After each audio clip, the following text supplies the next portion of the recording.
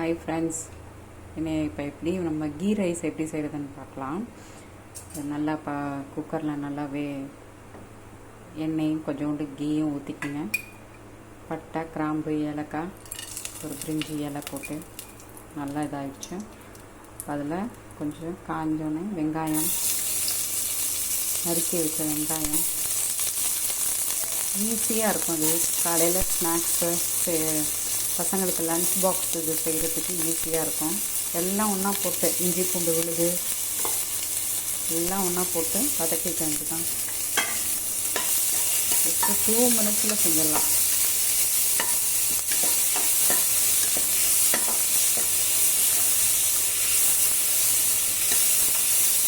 Lunch box ஈவினிங்கு பசங்க ஸ்கூல்லேருந்து வரதுக்குள்ளே டக்குன்னு செஞ்சு கொடுக்கணுனாலும் செஞ்சு கொடுத்துடலாம். இல்லை ஸ்கூலுக்கு பசங்க இந்த மாதிரி வெரைட்டி ரைஸ் தானே கேட்பாங்க. ஸோ அவங்களுக்கு இது ரொம்ப ஈஸியாக இருக்கும்.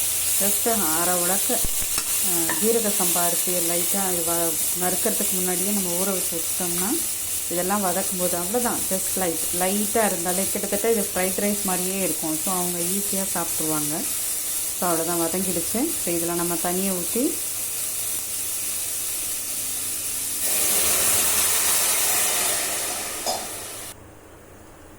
தண்ணி கொதிச்சோன்னே கொஞ்சம் உப்பு போட்டுடணும். உப்பு போட்டுட்டு நம்ம ஊற வச்சுருந்த அரை உலக்கு அரிசி ஜீரக சம்பா அரிசி அதோடய கொட்டிட்டு ஒரு கிண்டி விட்டுருங்க.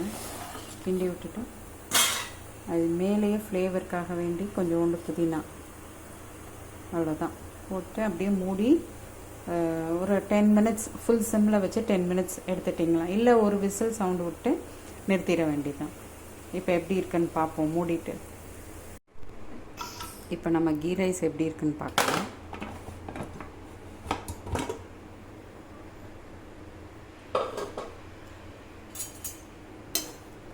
ஃப்ரைட் ரைஸ் மாதிரியே இருக்கு.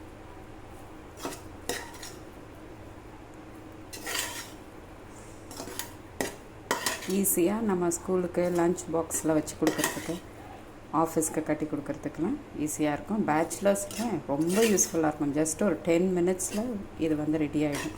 இதோட நம்ம கத்திரிக்காய் மசாலா, மட்டன், சிக்கன் என்ன வேணாலும் நம்ம வச்சு சாப்பிட்லாம். சூப்பராக இருக்கும். ட்ரை பண்ணி பார்த்துட்டு சொல்லுங்கள்.